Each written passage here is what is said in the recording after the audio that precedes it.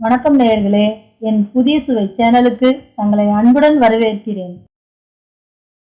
என் புதிய சுவை சேனலில் நான் இன்னைக்கு முட்டையை உடச்சி ஊற்றி சுவையான குருமா செய்து காட்ட போகிறேங்க.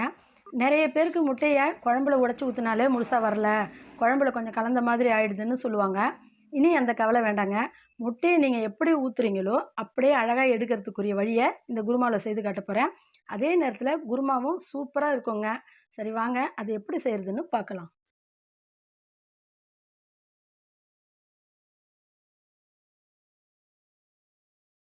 இப்போ நாம் முட்டை குருமாவுக்கு தேவையான மசாலாவை வதக்கி எடுத்துக்கலாம். வாணலில் ஒரு 3 ஸ்பூன் எண்ணெய் ஊற்றிக்கோங்க. எண்ணெய் சூடானதும் ஒரு பெரிய வெங்காயத்தை இந்த மாதிரி நீல வாக்கில் வெட்டி சேர்த்துக்கோங்க. வெங்காயத்தை லைட்டாக வதக்கி விட்டதும் ஒரு துண்டு பட்டை, 2 கிராம்பு, பாதி அன்னாசி பூ, கொஞ்சமாக கல்பாசி, ஒரு ஏலக்காய், இது எல்லாத்தையும் இந்த வெங்காயத்திலே கூட சேர்த்துக்கோங்க. அடுத்ததாக 2 மீடியம் சைஸ் தக்காளி வெட்டி வச்சுருக்கேன், அதையும் இதில் சேர்த்துப்போம். வெங்காயத்தை விட தக்காளி கொஞ்சம் அதிகம் சேர்த்துக்கோங்க, முட்டை குருமாவுக்கு நல்லாயிருக்கும். அது இல்லாமல் இதை ரொம்ப வதக்க வேண்டியது இல்லைங்க. சும்மா ஒரு முறை வதக்கி விட்டுக்கிட்டே அடுத்தடுத்து போட்டுக்கிட்டே இருங்க. ஒரு 12 பல்லு பூண்டு, 2 இன்ச்சு இஞ்சி சேர்த்துட்டு இதையும் ஒரு முறை வதக்கி விட்டு. அடுத்ததாக ஒரு 8 முந்திரி, 1 ஸ்பூன் கசகசா, 1/4 மூடி தேங்காய் துருவல். நான் முதலே சொன்னது தாங்க, ரொம்ப வதக்க வேண்டியதில்லை. எல்லாத்தையும் ஜஸ்ட்டு ஒரு முறை லைட்டாக வதக்கி விட்டு வைக்குங்க, அவ்வளோதான். இப்போ நாம் ஸ்டவ் ஆஃப் பண்ணிவிடுவோம்.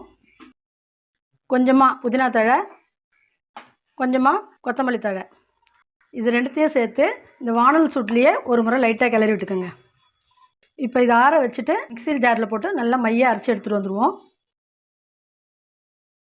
மசாலாவை இந்த பாருங்கள், இந்த மாதிரி நல்லா மையாக அரைச்சி எடுத்துக்கோங்க. வானலில் தேவையான அளவுக்கு எண்ணெய் ஊற்றிப்போம். எண்ணெய் சூடானதும் ஒரு 1/2 ஸ்பூன் பெருஞ்சீரகத்தை சேர்த்துக்கோங்க. பெருஞ்சீரகம் பொரிஞ்சதும் ஒரு சின்ன சைஸு வெங்காயத்தை பொடியாக கட் பண்ணி வச்சுருக்கேன், அதை இதில் சேர்த்துப்போம். வெங்காயம் கண்ணாடி பதம் வந்ததும் ஒரு சின்ன சைஸ் தக்காளியை இந்த மாதிரி பொடியாக நறுக்கி சேர்த்துக்கோங்க. இது கூடவே கொஞ்சமாக கருவேப்பிலை தழையும் உருவி சேர்த்துப்போம். இப்போ இது எல்லாத்தையும் சேர்த்து நல்லா வதக்கிவிடுங்க. நல்லா தக்காளி வெங்காயம்லாம் நல்லா இந்த மாதிரி குழைய வதங்கிட்ட உடனே காரத்துக்கு தேவையான அளவுக்கு மிளகாய்த்தூள், 1/4 ஸ்பூன் மஞ்சப்பொடி, தேவையான அளவுக்கு உப்பு சேர்த்துட்டு நல்லா வதக்கி விடுங்க. ஸ்டவ்வை லோ ஃப்ளேம்லேயே வச்சுக்கோங்க. மசாலாவை நல்லா வதக்கிட்டதுக்கப்புறம் நம்ம அரைச்சி வச்சுருக்கோம் இல்லைங்களா, அந்த தேங்காய் வெங்காயம் தக்காளி பேஸ்ட்டு, அதை இதில் சேர்த்துப்போம். இப்போ நம்ம குருமாவுக்கு தேவையான அளவுக்கு தண்ணி சேர்த்துப்போம். அப்படி உங்களுக்கு குருமா திக்காக இருக்க மாதிரி இருந்தால் இன்னும் கொஞ்சம் தண்ணி சேர்த்துக்கோங்க, ஒன்றும் பிரச்சனை இல்லைங்க. இப்போ இந்த ஸ்டேஜில் உப்பு காரம் செக் பண்ணிக்கோங்க. இப்போ ஸ்டவ்வை ஹை ஃப்ளேமில் வச்சு ஒரு 10 நிமிஷத்துக்கு தட்டு போட்டு மூடி கொதிக்க வைக்கலாம். இப்போ 10 நிமிஷம் ஆயிடுச்சு. குழம்பு நல்லா கொதிச்சு இந்த பாருங்கள், இந்த அளவுக்கு திக்காக வரணுங்க. ரொம்ப திக்காகவும் இருக்கக்கூடாது, ஏன்னா நம்ம முட்டை உடச்சி ஊற்ற போகிறோம் இல்லைங்களா, குழம்பு எல்லாம் முட்டை அப்சர்வ் பண்ணிட்டோம். ரொம்ப கெட்டியாகவும் இல்லாமல் ரொம்ப தண்ணியாகவும் இல்லாத பதமாக இருக்கட்டும். இப்போ ஸ்டவ் ஆஃப் பண்ணிவிட்டு குழம்போடைய சலசலப்பு நிற்கிற வரையும் ஒரு நிமிஷத்துக்கு அப்படியே விடுங்க. இந்த மாதிரி குழம்போடைய சலசலப்பு எல்லாம் இந்த மாதிரி அடங்கிட்ட உடனே நம்ம முட்டையை உடச்சி ஊற்றிக்க வேண்டியது தான். இப்படி உடச்சிக்கிட்டு நல்லா பொறுமையாக அப்படியே விடுங்க, ஏன்னா மஞ்சள் கரு நமக்கு கலங்கக்கூடாதுங்க. கொஞ்சம் தள்ளி தள்ளி போட்டுக்கோங்க. இந்த மாதிரி அப்படியே உடச்சி ஊற்றுறதுக்கு உங்களுக்கு சரியாக வரலைன்னா இந்த மாதிரி கரண்டியில் கூட ஊற்றி வச்சுட்டு அப்படியே மெதுவாக விட்டுக்குங்க.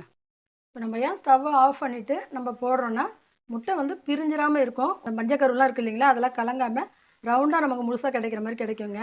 இது ஒரு 2 நிமிஷத்துக்கு அப்படியே இருக்கட்டும்ங்க. இந்த பாருங்கள், இப்போ 2 நிமிஷம் விட சொன்னேன் இல்லைங்களா, லைட்டாக பாருங்கள் வெள்ளை கருவெலாம் அப்படியே செட் ஆகிருக்கு பாருங்கள். இப்போ ஸ்டவ்வை ஆன் பண்ணிவிட்டு லோ ஃப்ளேமில் வச்சு ஒரு 7-8 நிமிஷத்துக்கு தட்டு எதுவும் போட்டு மூடி வைக்காமல் அப்படியே வேக விடுங்க. இப்போ பாருங்கள், முட்டை நல்லா வெந்துடுச்சு.